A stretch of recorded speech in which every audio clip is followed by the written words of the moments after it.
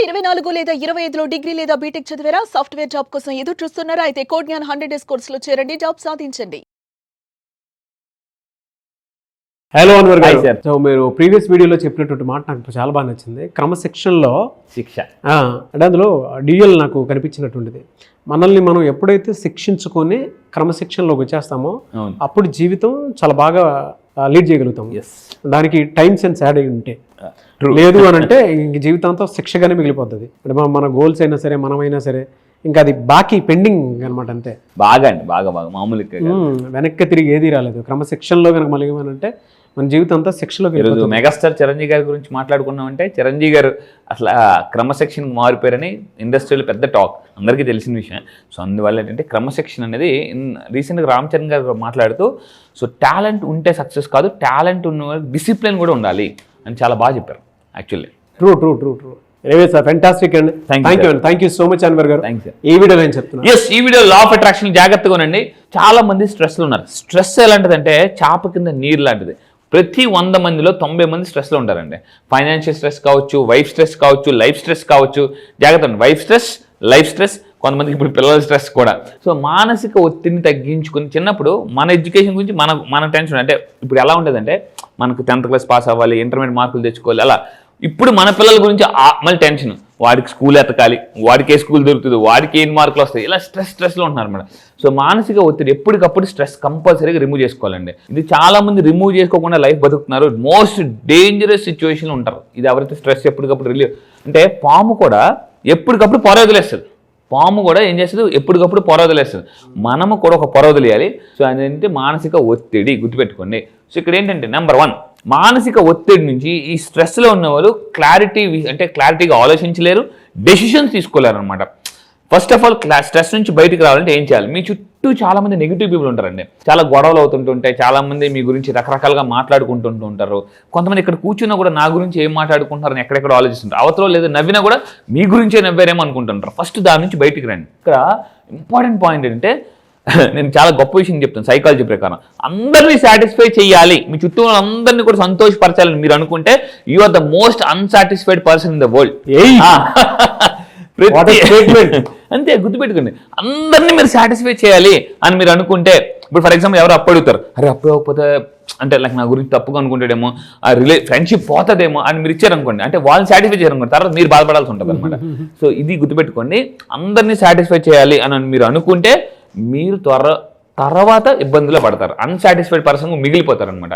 So అందువల్ల మీ చుట్టూ ఎంత నెగిటివ్ జరిగినా కూడా మీరు ఏం చేయాలంటే అక్కడ వరకు తీసుకోవాలి లిమిట్. అంటే ఇప్పుడు మన ఇంట్లో వాటర్ ప్యూరిఫైర్ ఉంటుందండి, దానికి వాటర్ ఫిల్టర్స్ ఉంటాయా? తాగే వాటర్ ప్యూరిఫైర్కే ఫిల్టర్స్ ఉన్నాయి, ఒక 5,000 10,000 అని. అలాంటిది మన మైండ్కి ఫిల్టర్స్ ఉండాలా ఉండకూడదా? ఫిల్టర్స్ ఉండాలి, కానీ అన్ని తీసేసుకుంటాం అనమాట మనం ఫిల్టర్ చేయకుండా. సో లైఫ్లో ఫిల్టర్ చేయడం అనేది చాలా ఇంపార్టెంట్. కింద కామెంట్ టైప్ చేయండి, ఐ ఫిల్టర్ నెగిటివ్ థాట్స్ అని టైప్ చేయండి. సో చుట్టూ ఎంత గొడవ జరిగినా కూడా ప్రశాంతంగా ఉండడం అనేది చాలా అవసరం అండి. అది మీ చుట్టూ ఏదో గొడవ వద్ది, వెంటనే మనకి వెళ్ళిపోయి ఏమైంది అంటే మనం డిస్టర్బ్ అయిపోతుంటాం. నెక్స్ట్ ఇంకోటి అంటే, స్ట్రెస్ తగ్గాలంటే ఇతరులకు సాయం చేయడం అనేది చాలా అవసరం అండి. నిజంగా స్ట్రెస్ తగ్గాలంటే ఏదైనా వాళ్ళకి హెల్ప్ చేస్తే స్ట్రెస్ తగ్గిపోద్ది. నేను మీ అందరూ చెప్తున్నాను, నేను ఒకప్పుడు ₹1,00,000 నెలకి ఇన్కమ్ సంపాదించాలనుకున్నాను. ఇప్పుడు నెలకు ₹1,00,000 చారిటీ చేస్తున్నాను, నేను సాయం చేస్తున్నాను. చాలా మంది అనాథ పిల్లల్ని చదివిస్తున్నాను, చాలా మందికి నేను హెల్ప్ చేస్తున్నాను, వృద్ధాశ్రమాలు చేస్తున్నాను. అంటే సాయం చేయడం వల్ల ఏమవుద్దంటే, గుర్తుపెట్టుకోండి, బలహీనుడికి బలవంతుడు సాయం చేస్తే బలవంతుడికి భగవంతుడు సాయం చేస్తాడు. సో ఈ పాయింట్ మనం గుర్తుపెట్టుకోవాలి. సాయం చేయడం వల్ల ఏమవుద్దని అంటే, అందుకే చూడండి, వ్యవసాయంలోనే సాయం ఉంది. అలా ప్రతి సాయం అనేది చాలా ఎవరికైతే మనం సాయం చేస్తామో, ఎప్పుడైతే సాయం చేస్తామో లా ఆఫ్ అట్రాక్షన్ ఏం చెప్తుందంటే, యూనివర్స్ మీకు హెల్ప్ చేస్తుంది. ఇక్కడ మనం తెలుసుకోవాలి. ప్రతి ఒక్కరికి మీరు కూడా కింద కామెంట్ బాక్స్లో టైప్ చేయండి, ప్రతి నెల అట్లీస్ట్ ఒక 5 పీపుల్కి, మళ్ళీ చెప్తానండి, I help 5 people every month అని టైప్ చేయండి. నెలకు ఒక 5గురికి మీరు ఏం చేయాలి, ఒక టిఫిన్ పెట్టడం, సంథింగ్ ఏదో ఒక పుస్తకాలు కొనేసి ఇవ్వడం, పెన్నో పెన్సిల్ సంథింగ్ ఏదో ఒకటి, ప్రతి నెల కొత్తగా ఒక 5గురికి హెల్ప్ చేయండి. దానివల్ల ఏమవుతుందంటే మీ లైఫ్ చాలా బాగుంటుంది అనమాట.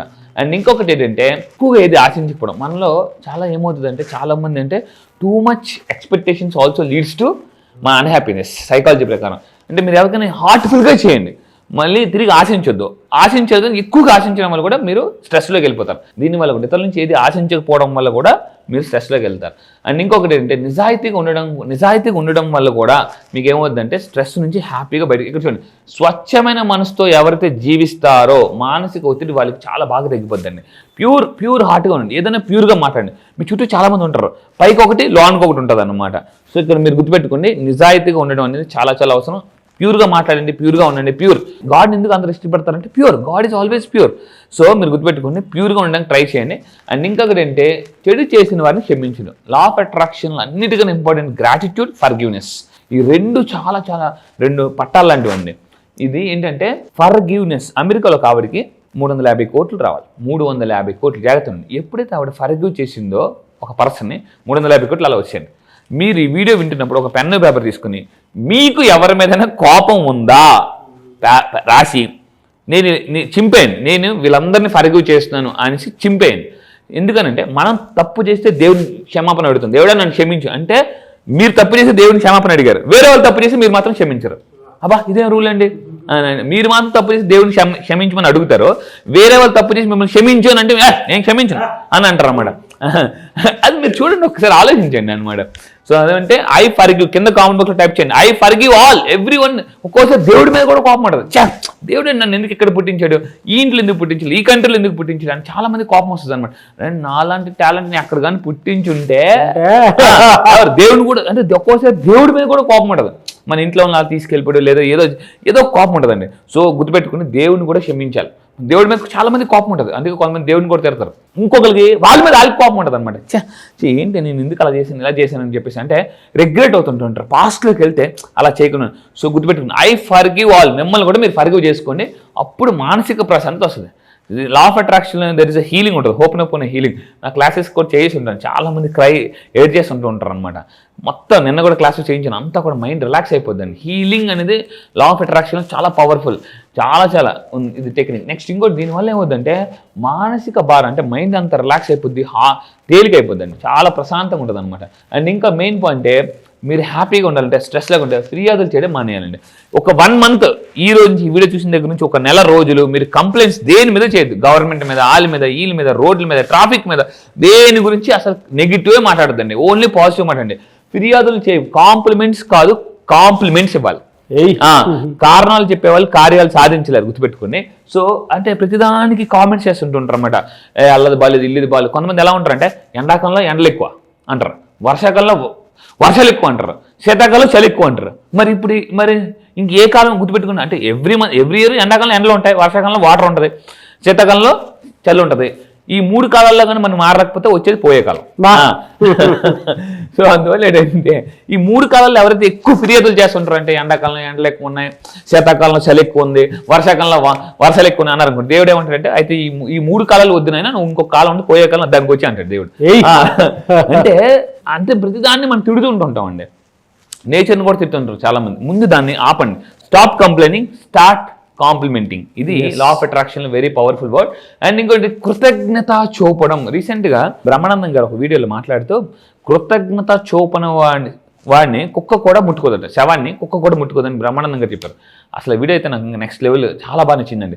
జనరల్గా నేను యాక్చువల్లీ గ్రాట్యూటీ ఎక్కువ ప్రతి ఒక్కరికి చూపేసి ఉంటుంటాను. ప్రతిరోజు రాత్రి నిద్రపోయే ముందు గుండె మీద చేసుకుని ఈ రోజు అంటే మంచి పొజిషన్ ఉన్నారు, ఈ రోజు మీరు ఈ పొజిషన్లో ఉండడానికి కారణం ఎవరో వాళ్ళందరికీ కృతజ్ఞత చెప్పండి. ఎందుకంటే రేపు మార్నింగ్ ఉంటామో లేస్తామో కూడా తెలియదు. రోజుకి ఇండియాలో నిద్రలో దగ్గర ఒక 20-30 వేల మంది చచ్చిపోతున్నారు రోజుకి. రేపు గ్రాట్యూడ్ చెప్దామా, రేపు సారీ చెప్దామా? నేను కూడా చెప్తా, రోజు రాత్రి పడుకున్నప్పుడు 2 పనులు చేయాలండి. ఒకటి ఫర్గివ్ చేసేయండి, ఐ ఫర్గివ్ ఎవ్రీవన్. కోపం లేకుండా ప్రశాంతంగా పడుకోండి. బాధతో పడుకుంటే మార్నింగ్ ఇంకా చాలా బాధగా నిద్ర లెగిస్తారనమాట. అండ్ ఒకటి ఫర్గివ్ చేయాలి, రెండోది కృతజ్ఞత చెప్పేసి పడుకుని పోవాలన్నమాట. రేపు ఉంటామో పోతామో తెలియదు, ఎందుకంటే భూకంపం రావచ్చు, లేకపోతే హార్ట్ స్ప్రే, ఇలా అన్నీ కూడా కృతజ్ఞత చూపడం అలవాటు చేసుకోండి. ఇంట్లో వైఫ్కి పిల్లలకి అందరికీ కృతజ్ఞత చెప్పండి. మీ పిల్లల వల్ల మీకు హ్యాపీనెస్ వస్తుందో ఎప్పుడైనా మీ వాళ్ళని పట్టుకొని మీ అబ్బాయిని మీ పాపని పట్టుకుని థ్యాంక్ యూ రా నువ్వు నా లైఫ్లోకి వచ్చేందుకు ఎప్పుడైనా చెప్పారా? చెప్పండి కంపల్సరీగా. ఒరే థ్యాంక్ యూ రా నువ్వు లైఫ్లోకి వచ్చినందుకు నేను చాలా హ్యాపీగా అని చెప్పారా? అలా చెప్పాలి కంపల్సరీగా. మా ఆవిడ గుర్తొస్తున్నాడు. నేను మా పిల్లలకి చెప్తాను కంపల్సరీగా. సో వాళ్ళు ఎందుకంటే వాళ్ళు మీకు హ్యాపీనెస్ ఇస్తున్నారండి, చాలా హ్యాపీనెస్ ఇస్తున్నారు. సో గుర్తుపెట్టుకోండి, కృతజ్ఞత చూపండి కంపల్సరీగా. మీ ఇంట్లో టీ కాఫీ ఇచ్చినా కూడా థ్యాంక్ యూ చెప్పండి. అండ్ మెయిన్ ఇంకోటి ఏంటంటే మంచి స్నేహితులు కూడా మీరు కంపల్సరీగా ఉంచుకోవాలండి. కంపల్సరీ వీళ్ళు కూడా మన మానసిక ఆరోగ్యానికి, మెంటల్ హెల్త్, చాలా మంచి మంచి ఫ్రెండ్స్, సరదాగా వీక్లీ వన్స్ మంచి ఫ్రెండ్స్తో కూర్చోవడం, అలాంటి మంచి స్నేహితులు కూడా మీ మెంటల్ హెల్త్, ఎమోషనల్ హెల్త్ని బాగా డెవలప్ చేస్తారు. అండ్ ఇంకొకటి ఏంటంటే మంచి ఆరోగ్యం, మంచి ఆరోగ్యంగా ఉండడం వల్ల కూడా స్ట్రెస్ నుంచి బయటకు పడవచ్చు.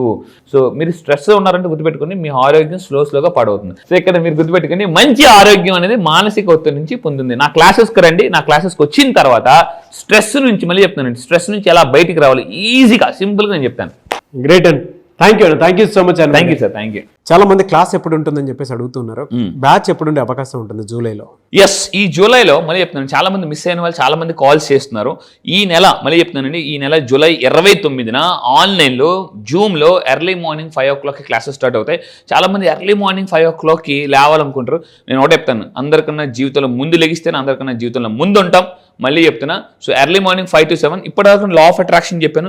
దానికి మించి మళ్ళీ చెప్తున్నాను, అంతకు మించి ఈసారి సింపుల్ లా ఆఫ్ అట్రాక్షన్, అప్పుల నుంచి ఆస్తులకు ఎలా ఫాస్ట్గా రావచ్చు, ఫాస్ట్గా మిలియనర్ ఎలా అవ్వచ్చు, అండ్ నష్టాల నుంచి, కష్టాల నుంచి, నెగిటివ్స్ నుంచి ఎలా బయటకు రావచ్చు, అండ్ ఎక్కువగా ఆలోచించే మైండ్ సెట్ ఉంటుంది. అలా దగ్గర నుంచి అంటే వైలెన్స్లో ఉన్న లైఫ్ని కూడా సైలెన్స్లోకి ఎలా తీసుకురావాలో నేను చెప్తాను. గ్రేట్ అండి, థ్యాంక్ యూ సో మచ్ అండి. Thank you sir, thank you. So July 29న జరిగేటువంటి బ్యాచ్కి కనుక మీరు ఎన్రోల్ చేసుకోవాలి అంటే స్క్రీన్ మీద మీ కాంటాక్ట్ నెంబర్ కనిపిస్తుంది. దానికి మీరు కాల్ ఆర్ మెసేజ్ వాట్సాప్ చేసి వెంటనే సింపుల్ లా ఆఫ్ అట్రాక్షన్ బ్యాచెస్కి ఎన్రోల్ చేసుకోండి. ఈ వీడియో లైక్ చేయండి, షేర్ మాత్రం తప్పకుండా చేయండి. ఇలాంటి మరిన్ని వీడియోస్ కోసం మా ఛానల్ ఫాలో అవ్వండి. Thank you.